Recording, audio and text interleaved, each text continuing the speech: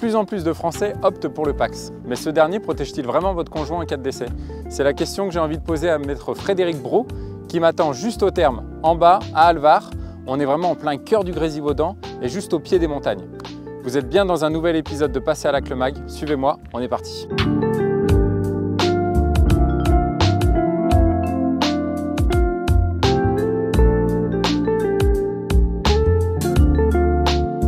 Salut Frédéric. Salut Alexandre, tu vas vas bien? bien? Ça va et toi? Bah ouais, super. Écoute, je suis content de te retrouver pour Heureux de te retrouver aussi. un deuxième épisode ensemble.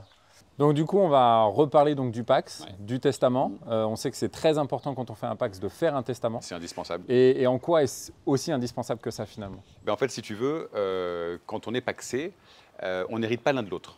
D'accord? C'est pas parce qu'on est pacsé que ton partenaire pacsé hérite de toi en cas de décès. Alors qu'au mariage, ça du coup… Alors, quand on est marié, on hérite. Le mari ou la femme hérite. D'accord? Okay. Le partenaire pacsé n'hérite pas. Si tu veux que ton partenaire hérite, il faut le dire sur un testament, volontairement.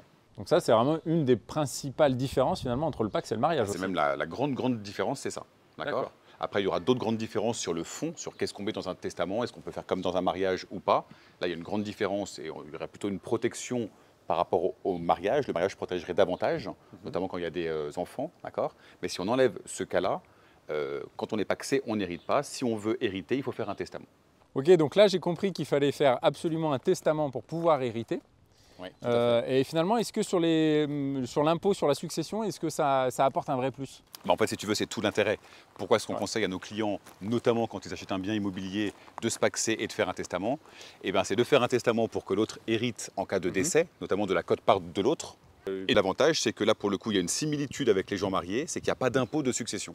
D'accord. Donc tu vois, l'intérêt, c'est à la fois d'hériter civilement et surtout d'échapper, pour l'instant, selon la législation actuelle, au droit de succession quand on est pacsé. Ça veut dire que du coup, si je vis en concubinage, la plupart du temps, si j'ai envie d'acheter, là, le conseil que peut donner un notaire, c'est du coup de se pacsé ou de se marier avant. C'est ça. C'est souvent dans ce cadre-là que finalement, on contracte un PACS. C'est exactement ça, parce que souvent, tu as un couple qui arrive chez le notaire pour acheter une maison.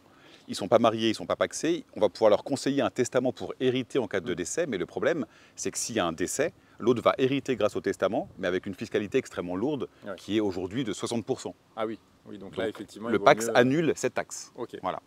Bon, ce qui explique aussi qu'il y ait autant de PACS d'un seul. Exactement. Alors, j'ai compris du coup que le testament, c'était très important pour que je puisse hériter de mon conjoint.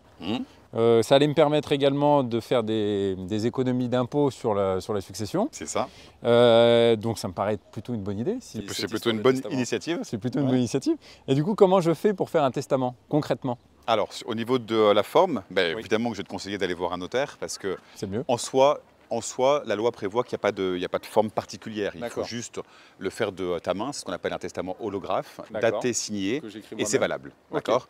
Simplement pour être sûr qu'il est conservé, qu'il est appliqué, qu'il n'est pas déchiré par quelqu'un qui ne serait pas très content de ne pas être dessus, par exemple, on conseille de le déposer chez un notaire. Et le notaire est aussi là pour conseiller la rédaction, pour qu'il soit compréhensible au moment du décès, parce que par définition, celui qui l'a fait ne sera plus là, donc on ne pourra plus interpréter le testament, et c'est là où il y a des sources de conflits dans les familles. Donc, encore une fois, je pense vraiment que le rôle du notaire est indispensable pour rédiger sur le fond convenablement son testament. Et il y a une deuxième forme de testament, c'est ce qu'on appelle le testament authentique, qui celui-là est beaucoup plus sécurisant également. C'est le notaire qui le fait, souvent avec un deuxième notaire. Il y a une autre forme aussi qui est possible. Et là, donc, c'est le notaire qui le fait, donc il est incontestable, parce que c'est un acte authentique. Alors, est-ce que du coup, dans un testament, je peux tout écrire ou est-ce qu'il y a quand même des règles à respecter? Alors, au niveau du contenu, c'est important, parce qu'il faut que le notaire puisse appliquer le testament au moment du décès, comme on le disait.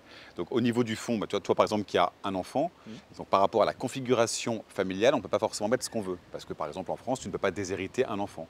Donc, il faudra que ton notaire te conseille pour dire de bien répartir les biens comme il faut, pour que ce ne soit pas contestable.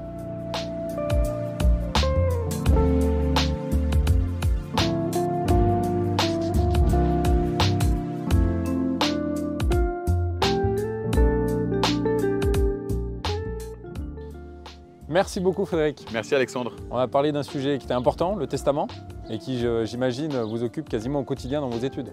L'achat, par exemple, d'un bien immobilier par un couple qui n'est pas marié, c'est notre quotidien. Donc c'est important de connaître la protection possible de son partenaire. Super, merci beaucoup. Merci ça a été très clair, tu as bien éclairci tout Merci Alexandre. Tout ce domaine. Donc ça, c'est très important. À bientôt. À très bientôt. J'espère que ça vous a plu. Vous avez déjà pas mal d'informations à retrouver sur le site passeralacte.com et quant à nous, on se dit à bientôt pour un tout nouvel épisode. Ciao!